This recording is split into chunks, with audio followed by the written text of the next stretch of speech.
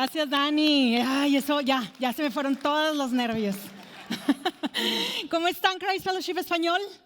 Es una alegría estar aquí. Gracias, Pastor Jaime, por invitarme. Es siempre un honor para mí. Si esta es tu primera visita, me encantaría que nos conozcamos personalmente. Si estás allá conectado, gracias por conectarte. A mi esposo y a mí, Neil. Neil es el amor de mi vida. Ay, yo sé. Y acaba de cumplir años, así es que felicítenlo. Nos encanta esta iglesia. Tenemos 20 años aquí y es un honor para mí que estemos aquí. Así es que vamos a comenzar. Hoy estamos en el libro de Malaquías. ¿Te acuerdas? Estamos en la gran historia, desde Génesis hasta ahora. Hoy vamos a acabar el Antiguo Testamento. Date un aplauso porque vamos a acabar el Antiguo Testamento. Si te has perdido alguno de los mensajes anteriores, ve a la página a nuestro canal de YouTube. Somos youtuberos. Ve a nuestro canal de YouTube o ve a la app de la iglesia. Ahí tienes todo facilito, fácil de encontrar absolutamente todo. Pero estamos en Malaquías. ¿Qué ha pasado en Malaquías? Ya pasaron 100 años. ¿Te acuerdas? La semana pasada el pastor Jaime habló de que retornaron del cautiverio. Ya pasaron 100 años, las murallas ya están reconstruidas, el templo ya está reconstruido, las vidas han vuelto a la normalidad. Excepto que en Malaquías el pueblo no está otra vez, como decía el pastor Jaime la semana pasada, no está caminando con el Señor. Lo que sucede en Malaquías es algo padrísimo. Mira, tiene solamente 4 capítulos, es bien chiquitito, así es que si hoy te dan ganas de leer la Biblia en la tarde, vete y léelos de corrido. Son solamente 4 capítulos, 25 versículos en total, de los cuales 47 habla Dios directamente y solamente el resto es el profeta hablando. ¿Qué querrá decir esto? Pues esto quiere decir que ya Dios no está hablando a través de los jueces, no está hablando a través de los reyes, no está hablando a través de los profetas. Él está hablando directamente con el pueblo. Y yo no sé tú, pero si Dios hablara directamente conmigo, ¿qué harías tú? Imagínate a Dios hablando directamente contigo. Yo quiero creer que yo caería rendida, sin siquiera levantar la cabeza, porque no soy digna que el Dios Altísimo hable conmigo. Y ahí tendida yo le diría: Señor, lo que tú quieras. ¿No harías lo mismo? Desafortunadamente el pueblo no hizo esto, sino que se puso en disputa con Dios. Todo el libro de Malaquías es una disputa entre el pueblo y Dios. Dios les está diciendo: de esta manera me has fallado, y ellos están defendiéndose. 6 veces sucede. Así es que abre tu Biblia en Malaquías, que eso es lo que vamos a ver hoy. Señor Padre, gracias porque nos confrontas.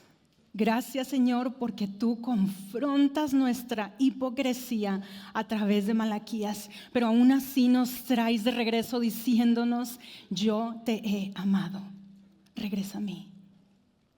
Señor, gracias, porque aún en medio de una atmósfera que no te teme, hay un pequeño rebaño, Señor, que sí te teme.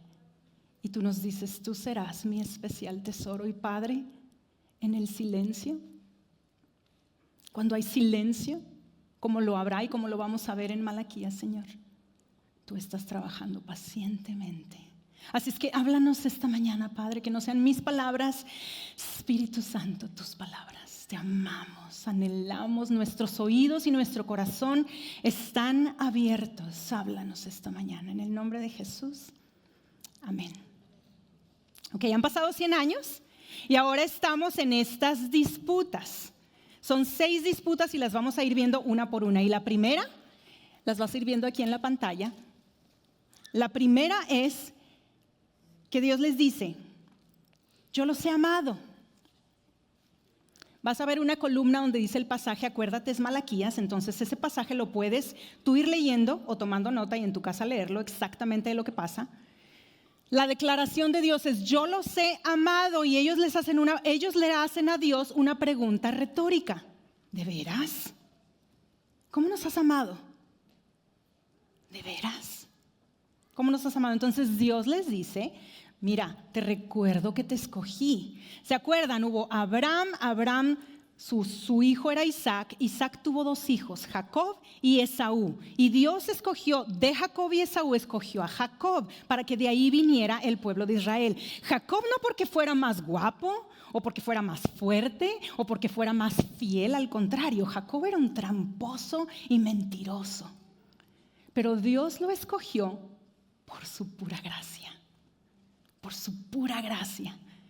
Y de ahí tuviste todo, hemos aprendido todo lo que pasó. El Señor los ha amado, los ha acompañado, ha estado con ellos y ellos se atreven a decir, ¿de veras? ¿Cómo nos has amado? Y esto me reta, porque como padres tenemos una responsabilidad enorme de que nuestros hijos, nuestros nietos, nuestros bisnietos, nuestros tataranietos no se olviden de Dios. No cuestionen por qué, cómo me has amado. Entonces, padres, es nuestra responsabilidad que nuestras generaciones futuras recuerden que Dios los ama. Segunda disputa.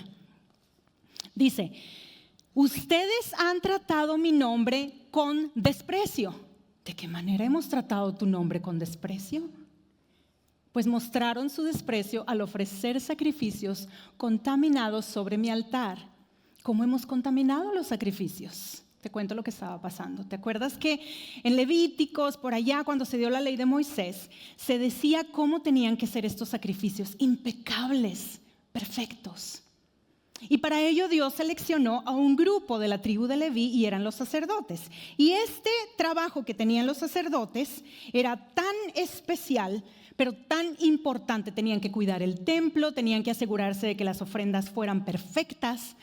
Tenían que cuidar todo eso, las ofrendas, los diezmos, etc.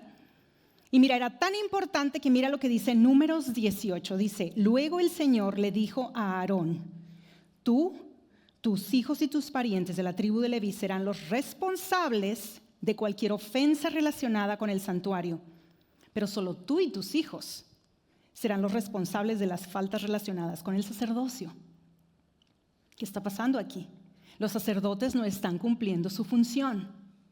No solamente el pueblo ha olvidado que Dios los ama, pero ahora los sacerdotes están aceptando todos estos sacrificios imperfectos, lisiados, animales incluso comprados, robados, trayéndole imperfección al Señor. Y ya no estamos bajo esa ley, pero esto me reta. Porque obviamente yo no soy sacerdote, pero soy líder. Y Dios como líder quiere excelencia de mí. Y déjame decirte una cosa, tú también eres líder. Eres líder de tu propia vida. Eres líder en casa, si eres casado, si eres papá y mamá. Quizás en el trabajo tienes algún tipo de liderazgo sobre otros. Quizás en la iglesia tienes algún liderazgo. Dios busca de ti excelencia. Excelencia. Y mira lo que dice. Dice, traten de darle al gobernador a ver cómo se pone. Como diciendo, a veces nosotros no ofrecemos excelencia a Dios. Ahora, cuidado, excelencia no es perfeccionismo. Excelencia es dar lo mejor. Perfeccionismo es legalismo. ¿Estás dándole excelencia al Señor en todas las áreas de tu vida, en casa, en el trabajo, sobre todo en la iglesia? Sobre todo en las cosas de Dios. Porque muchas veces decimos, bueno, no, es que yo no canto muy bien. Yo, te soy honesta, llegué tarde a la repartición de voz para cantar. Amén. ¡Ay! Llegué tarde. Y yo podría decir, bueno, pero es que lo estoy haciendo lo mejor que puedo. Porque lo que Dios ve es el corazón. Sí, Dios ve el corazón, pero Dios quiere excelencia. Tal vez yo no debería cantar, a lo mejor debería predicar y dejar a otros que canten. Ofrezcámosle al Señor excelencia. Ahí donde tú estás, le estás dando excelencia al Señor. Tercera disputa. Dice, Dios, han contaminado el amado santuario del Señor y ya no acepto sus ofrendas. Y retóricamente ellos estaban llorando y gimiendo y clamando, pero ¿por qué no acepta mi adoración, Dios? Te digo lo que estaba pasando. Los hombres estaban escogiendo esposas de otras tribus que adoraban ídolos, lo que Dios les dijo que no hicieran. Pero luego, ya que se estaban casando, estaban diciendo, ¿sabes qué? Siempre no. Y estaban siendo infieles a las esposas que ellos habían escogido. Por una parte digo, ay, wow, qué padre que la mujer no tenía que escoger esposo. Pero por otra, déjame te digo por qué. Entonces, vete a el versículo 2:16b de Malaquías. Dice, divorciarte de tu esposa es abrumarla de crueldad, dice el Señor de los ejércitos celestiales. En el tiempo antiguo, la mujer no escogía esposo, el hombre escogía esposa. El único valor que una mujer tenía era estar casada,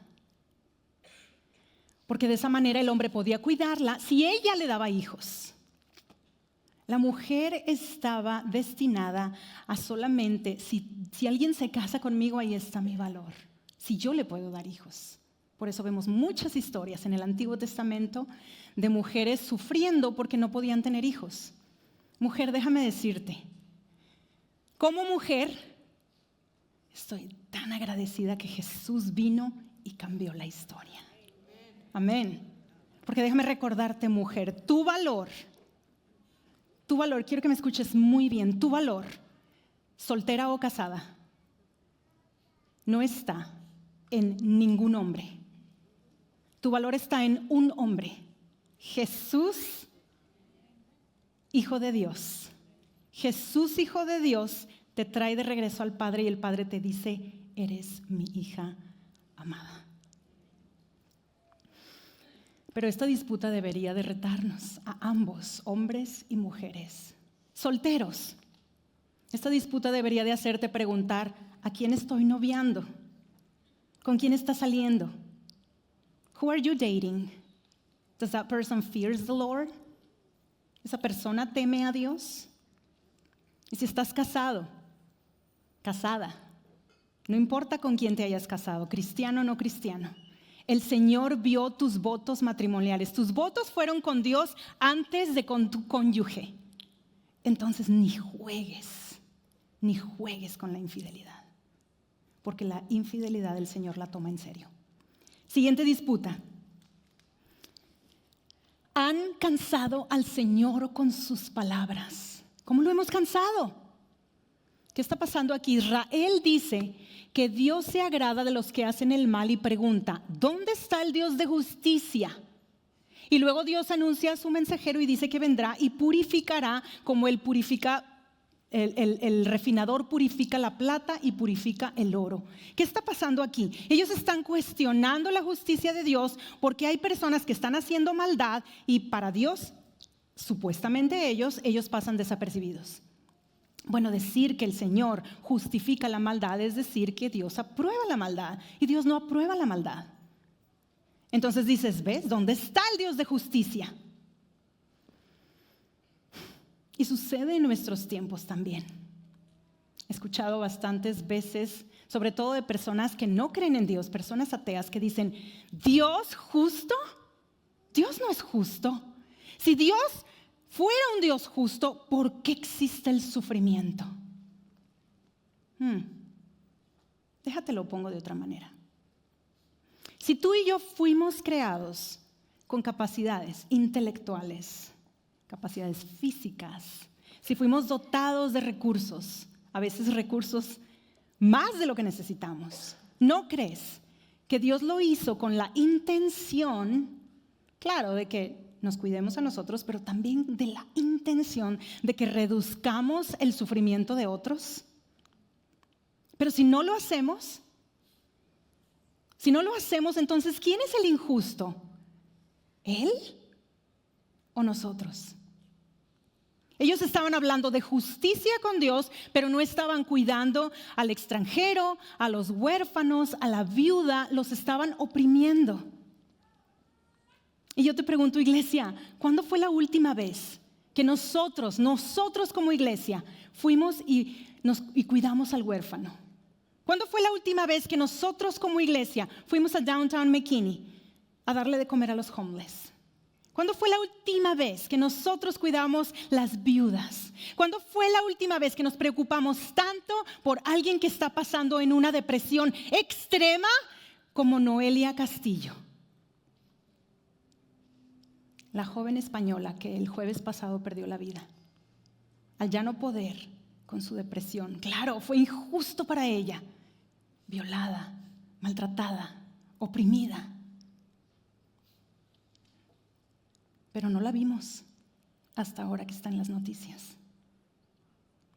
Yo no sé de qué lado tú estás. Si le hablas a eso justicia, que le hayan aplicado la eutanasia, o le hablas a eso muerte legal. No importa eso. Lo que importa es cuántas Noelias Castillo hay a nuestro alrededor y no las notamos. Y hablamos de que Dios no es un Dios de justicia. Te invito, esto nos debe de retar. ¿Estamos notando a las personas que sufren? Quinta disputa. Han despreciado mis decretos y los han desobedecido. Vuelvan a mí y yo volveré a ustedes. ¿Cómo podemos volver cuando nunca nos fuimos? Disculpa la palabra, pero a mí me parece esto déspota. Le están diciendo, ¿cómo podemos volver si nunca nos fuimos? Ustedes me han estafado. ¿Qué quieres decir? ¿Cuándo te hemos estafado? Lo que estaba pasando aquí es que estaban robándole. Estaban robando los diezmos y las ofrendas. No estaban trayendo los diezmos y ofrendas que el Señor decía que debían de traer. No le estaban a Él coronando como el dueño de todo. Ahora, déjame preguntarte, ¿cómo podemos estafar a Dios si Dios lo conoce todo? ¿Cómo podemos robarle si Él es dueño de todo? Bueno, en el devocional Relacionándome con Dios, si no estás suscrito, aquí va a aparecer un código, escanéalo, suscríbete y te llega el devocional todas las mañanas a tu correo electrónico. En el día 3, esta semana, te voy a leer lo que decía. Día 3 del devocional dice, en el Antiguo Testamento el diezmo no era simplemente una donación religiosa, sino una forma de reconocer que todo lo que el pueblo poseía le pertenecía a Dios, devolverle a Dios. A través de los diezmos y las ofrendas era un acto de confianza y gratitud. Además, el diezmo sostenía a los levitas que servían en el templo, así como a los miembros más vulnerables de la sociedad, extranjeros, viudas y huérfanos, dependían de estas provisiones para sobrevivir. Tú y yo ya no estamos bajo la ley mosaica, la ley que se le fue dada a Moisés. Nosotros no tenemos que dar el 10%, no es ley que tengamos que traer el 10% de nuestros ingresos. Pero, sin embargo, Dios nos da un ejemplo más amplio de generosidad con Jesús. Jesús vino a este mundo y se dio a sí mismo en su vida y en su muerte. Si Jesús se dio a sí mismo el 100%, no el 10%, ¿qué querrá enseñarnos? Abre tu Biblia en Marcos. Marcos tiene una historia que me fascina. Marcos capítulo 12, verso 41 al 43. Dice, Jesús se sentó cerca de la caja de las ofrendas del templo y observó mientras la gente depositaba su dinero. Muchos ricos echaban grandes cantidades. Entonces llegó una viuda pobre y echó 2 monedas pequeñas. Jesús llamó a sus discípulos y les dijo, les digo la verdad, esta viuda pobre ha dado más que todos los demás que ofrendan, pues ellos dieron una mínima parte de lo que les sobraba, pero ella, con lo pobre que es, dio todo lo que tenía para vivir. ¿Ella dio el 10%? No, ella lo dio todo.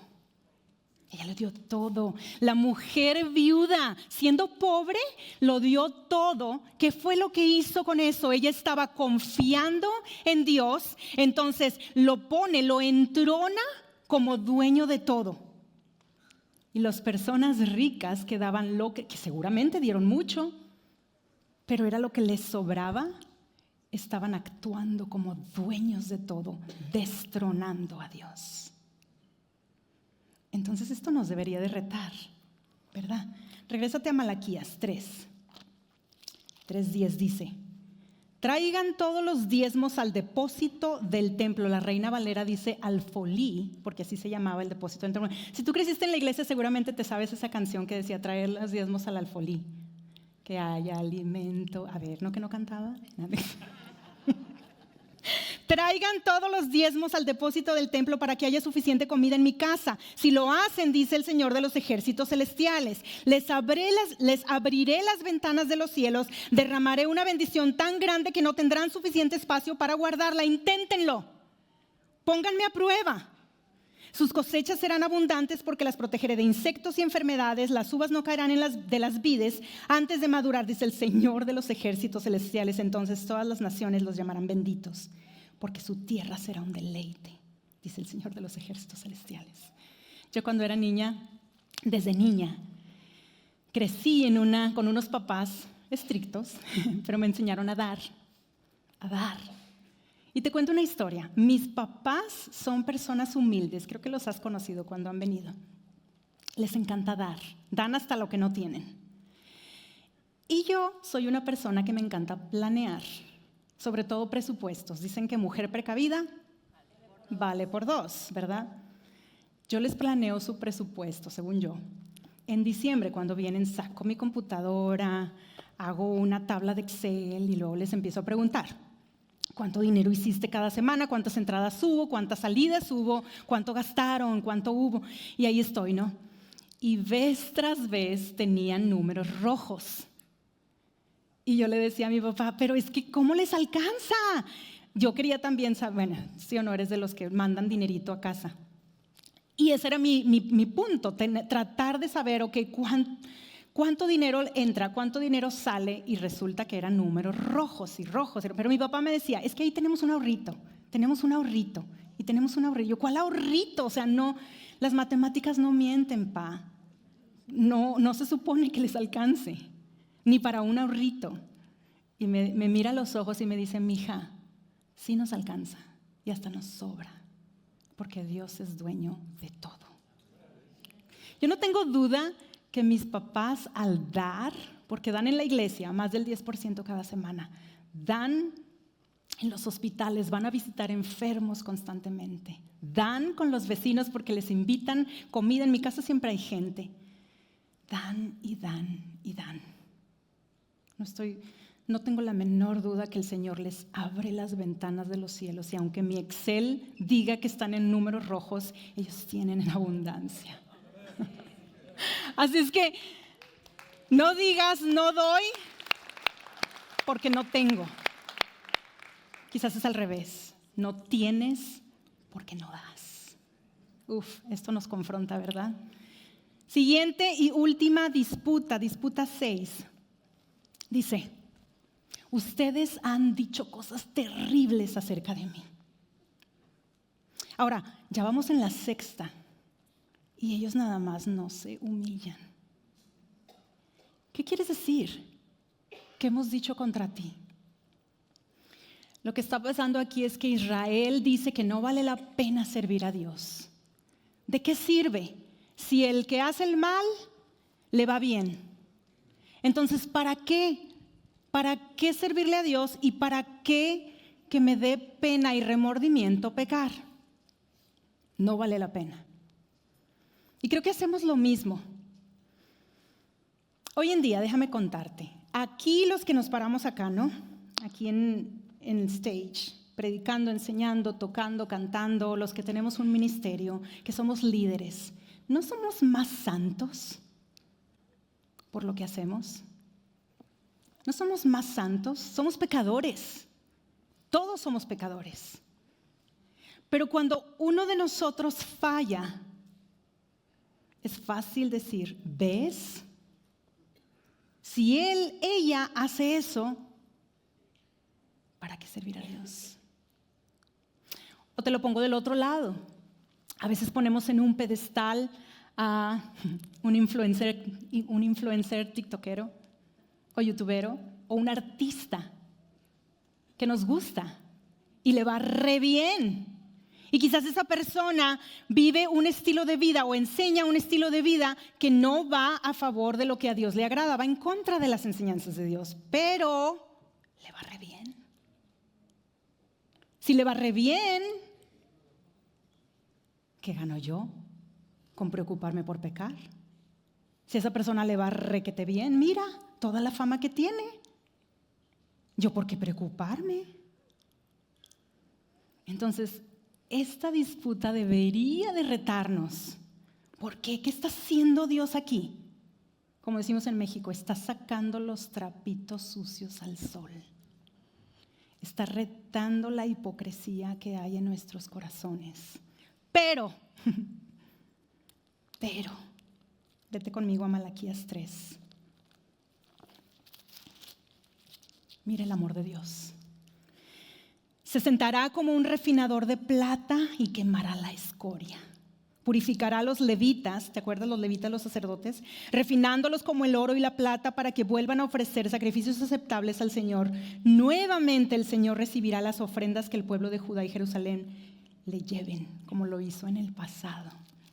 Me encanta esta imagen de refinador de la plata, porque en el tiempo antiguo había un proceso de cómo refinar la plata que se llamaba copelación.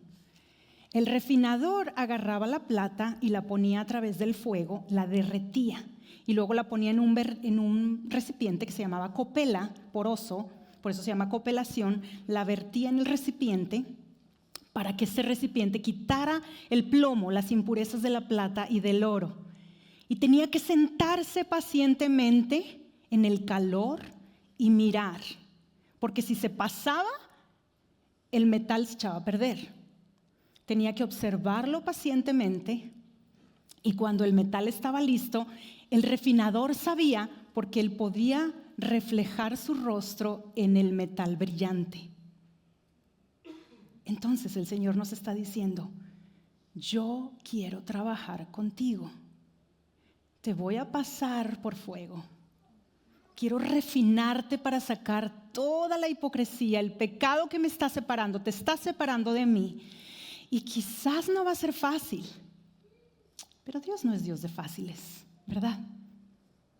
Así es que esto nos enseña que Dios expone y confronta la hipocresía, pero aún así vuelve a extender su misericordia. Por tanto, regresa a Él con humildad, confía en su gracia restauradora.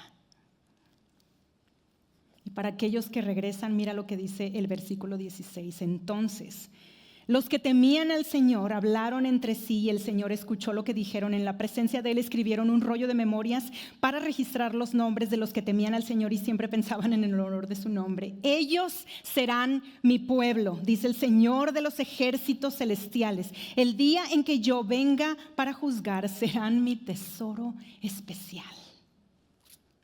¿Te gustaría que Dios dijera de ti? Es mi tesoro especial. Este rollo de memorias, ¿qué era el rollo de memorias? Bueno, en una corte, si nunca has estado en una corte, no sé si te has fijado que hay una persona que siempre está tomando notas. Esas son las notas que se toman para que después, si hay una apelación, ya saben lo que sucedió durante esa conversación. Dios está hablando y dice, en su presencia escribieron un rollo de memorias para que no se olvide de lo que Él dijo. No que a Dios se le olvida, pero que se le olvide a los demás. Ahí hay registro. Él lo dijo. Versículo 1 del 4. El Señor de los ejércitos celestiales dice, el día del juicio se acerca, ardiente como un horno.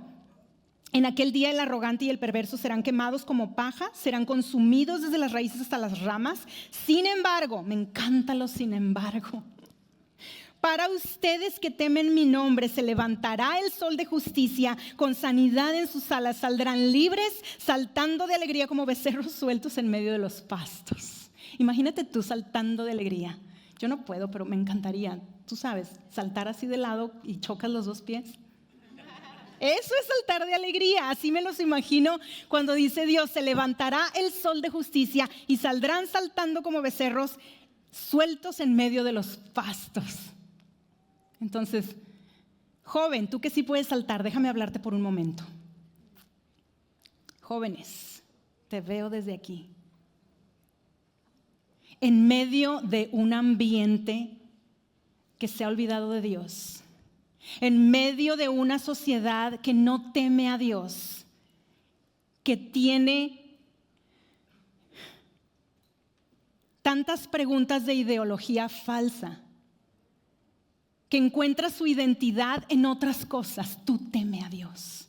Escoge temer a Dios, escoge servir a Dios, escoge serle fiel a Dios. ¿Por qué? En el registro dice que tú serás llamado su especial tesoro. Que vas a estar brincando de alegría. Así es que, joven, este es para ti. Entre más difícil se pone, más tú levántate y di: yo voy a creerle a Dios, porque quiero ser su tesoro especial.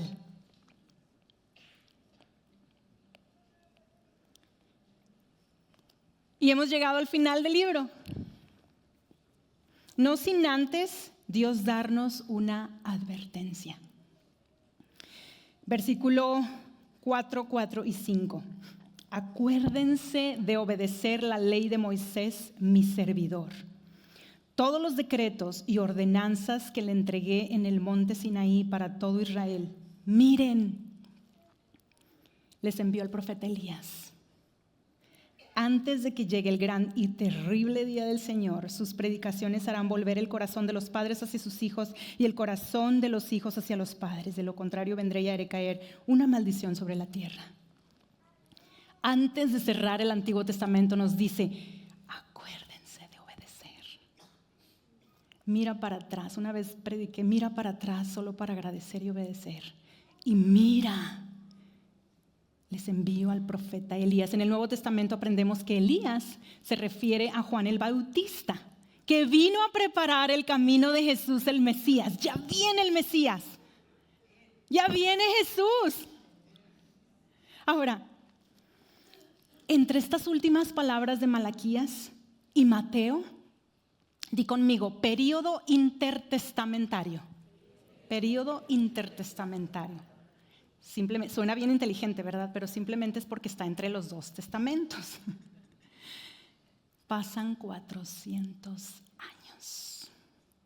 400. 4 siglos. Entre Malaquías y Mateo hay 400 años. Yo me puedo imaginar que la gente estaba impaciente. ¿Dónde está el Mesías que dijiste habernos prometido? Me puedo imaginar que querían tirar la toalla. ¿No venía a librarnos? ¿No venía el Mesías a rescatarnos? 400 años. Pero, di conmigo: Dios no tiene prisa. Dios no tiene prisa. ¿Qué sucedió en esos 400 años? Te leo algunos fun facts. Alejandro Magno, uno de los más grandes conquistadores de la historia, impuso la cultura griega y el idioma griego, lo que facilitó la traducción del Antiguo Testamento, conocido como la Septuaginta. Judea pasó por la revuelta macabea, se independizó antes de que la conquistara Roma en el año 63 por medio de Pompeyo. Porque los judíos tenían tanto celo de las enseñanzas que traía Alejandro Magno, que eran enseñanzas helenistas, surgieron los fariseos, los saduceos y los escribas. Y había tanta corrupción en el templo que surgen las sinagogas. Lo que conocemos cuando viene en el tiempo de Jesús, que Jesús va y se pierde en una sinagoga, ¿verdad? Esta era preparó el escenario geopolítico. Hablamos de política, sí, porque lo preparó. Preparó el dominio romano y el idioma griego y preparó este escenario teológico. Todos estaban a la expectativa de que viniera el Mesías para que facilitara las cosas y Jesús viniera en el momento adecuado. La semana pasada el pastor Jaime nos enseñó un mapa de la diáspora cuando ellos estaban regresando del cautiverio. ¿Te acuerdas ese mapa que estaban todos dispersos en distintas ciudades? Esto facilitó para que en el libro de Hechos el evangelio fuera más fácil de propagarse. ¿Te fijas? Dios está en silencio por 400 años, pero Dios está trabajando. Dios está trabajando pacientemente. Pero yo puedo entender que las esperas son difíciles, no son fáciles. ¿Te ha tocado esperar para algo por mucho tiempo? Pues a mí sí. Era 2002, cuando yo tenía apenas 22 añitos. Estaba bien jovencita. Y a mí siempre me ha encantado la palabra de Dios. Me ha encantado estudiarla, leerla, prepararme. Y yo tenía un anhelo grande en mi corazón de enseñar y predicar la palabra de Dios a esa edad. Y por eso me inscribí en un seminario. Estuve 2 años en el seminario. Casi para graduarnos nos encargaron una tarea. Nos encargaron hacer un ensayo exhaustivo de un personaje bíblico del Nuevo Testamento y luego predicarlo. Y yo escogí Timoteo. Porque me gustaba mucho ese versículo, no sé si te lo sabes, pero dice: ninguno tenga en poco tu juventud, sino sé ejemplo de los creyentes en palabra, conducta, amor, espíritu, fe y pureza. 1 Timoteo 4:12. Yo era joven, entonces yo creía que nadie tenga en poco mi juventud. Y entonces hice mi tarea. Hice un estudio profundo de Timoteo. Pero ahora te estoy hablando en una época donde no había Google, no había Wikipedia, ChatGPT o Logos. Me tocaba irme a la biblioteca por horas y horas, pero yo tenía un anhelo. Entonces las horas me pasaban como minutos. Y me preparé. Hice mi tarea y estaba bien lista. Se llegó el día de presentar esto, ¿no? Yo estaba bien nerviosa, pero lista. Llego y pasa un estudiante, y pasa otro, y pasa otro, y es mi turno.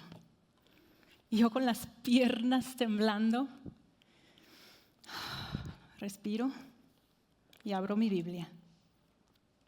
Y el pastor me interrumpe. Me dice: dijo, hoy estamos aquí para calificar sus exámenes finales, pero que quede bien claro. Esta es la única oportunidad que tienes para subirte a un púlpito, porque a la mujer no se le permite predicar. Podrás imaginarte que yo agaché mi cabeza y comencé mi prédica, ya no solo con mis piernas temblando, pero ahora también con mi voz temblando. 21 años pasaron. 21. Y el 14 de mayo de 2023, no se me olvida, Pastor Jaime, gracias. Porque fue aquí, Christ Fellowship Español, que yo pude volverme a subir a un púlpito.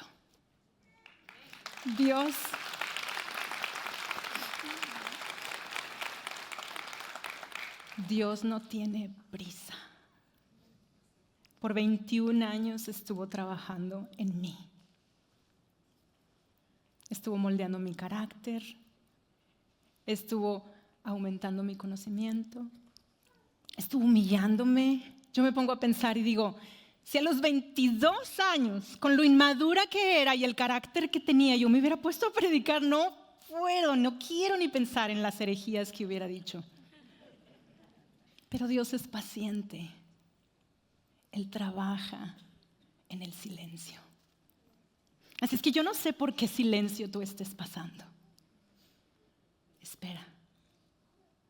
Ahora, la espera no es pasiva. Ve conmigo a Lucas. Ya estamos ahora por entrar al Nuevo Testamento y Jesús viene. Y Jesús viene Y conocemos mucho de su nacimiento, de su genealogía, y luego incluso se nos dice en Lucas 2:42 que él tenía 18 años cuando fue al templo y se perdió. Lo encontraron después de 3 años. Y luego dice en Lucas 3:23 que tenía 30 años cuando comenzó su ministerio después de haber sido bautizado por Juan el Bautista. Pero ¿qué pasó entre los 12 y los 30? ¿Qué pasó en esos 18 años? No sabemos. La Biblia está en silencio. Lo único que sí sabemos está en Lucas 2:52. Dice, Jesús crecía en sabiduría y en estatura y en el favor de Dios y de toda la gente. La espera no es pasiva, es activa. Crece. Mientras estás esperando encontrar trabajo, mientras estás esperando casarte, mientras estás esperando tu proceso migratorio, mientras estás esperando lo que estés esperando, crece. Jesús crecía en sabiduría. Vivimos en la era del Amazon Prime. Queremos todo rápido, ¿verdad? Hoy lo ordenamos, nos llega mañana. Yo quiero crecer rápido. Yo quiero hacer este ministerio rápido. Quiero hacer el negocio rápido. Espérate tantito. Dios es paciente. Dios no tiene prisa. Si se tardó 400 años entre Malaquías y Mateo, ¿qué dice que lo tuyo tiene que pasar ya? Las cosas que valen la pena toman tiempo. Las cosas que valen la pena toman tiempo. Pero Dios dice, aquí dice la palabra, que Él crecía, crece en sabiduría. Lee tu Biblia, prepárate, estudia. Si quieres empezar un negocio, échale ganas al estudio. ¿Qué necesitas hacer? Si quieres casarte, échale ganas yo no sé a qué le puedes echar ganas, pero échale ganas. Si quieres aprender más, si quieres un día predicar, ok, entonces acércate a alguien que te mentoree. Yo le doy gracias a Dios por Bruce Miller y Jaime González y otros mentores que he tenido en estos 21 años. Crece en estatura. Estamos de acuerdo que por mucho que me afane no puedo crecer, aunque me ponga tacones. Pero ¿qué sí puedo hacer? Puedo cuidar mi cuerpo, puedo cuidar mi salud. Puedo cuidar lo que como, puedo cuidar cuánto duermo, puedo cuidar mi estrés. Crece en estatura. Y crece en el favor de Dios y de la gente. Tu relación con Dios, ¿cómo está? Tu relación con los demás, ¿cómo está? Cuida ese favor que Dios te ha dado. Crece. La espera es activa, no pasiva. Es lo que nos enseña Malaquías. Malaquías nos enseña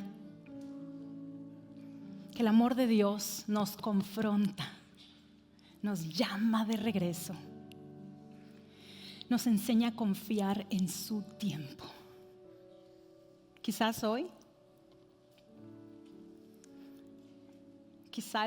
te han incomodado estas 6 disputas. Quizás hoy hablar de todas las veces en que el pueblo dialogaba con Dios y le hacía preguntas retóricas, te ha incomodado. A lo mejor te has identificado con haciéndole preguntas retóricas a Dios sin querer. Equipo de alabanza. Quizás Dios te está hablando y diciendo, joven, teme a Dios, quiero tu fidelidad. Quiero que no te vayas con ideologías que hay a tu alrededor. Quiero que me busques. Quizás estás esperando algo y te ha tomado tiempo esperar y estás impaciente y quieres que pase ya. Y Dios te está diciendo, me estoy tomando mi tiempo. Podré estar en silencio, pero no estoy ausente en tu vida. Mientras esperas, crece. Dame lo mejor. Sé fiel, prepárate, porque va a venir un día como llegó el Mesías. El Mesías viene para ti también. Y Dios quiere encontrarte listo, quiere encontrarte lista. Entonces, mi oración hoy, que Malaquías nos enseña, es que no querramos disputar con Dios, no querramos ir al tú por tú con Dios, sino que le digamos: Señor, gracias por confrontarme, gracias por llamarme de regreso, Señor, aquí estoy.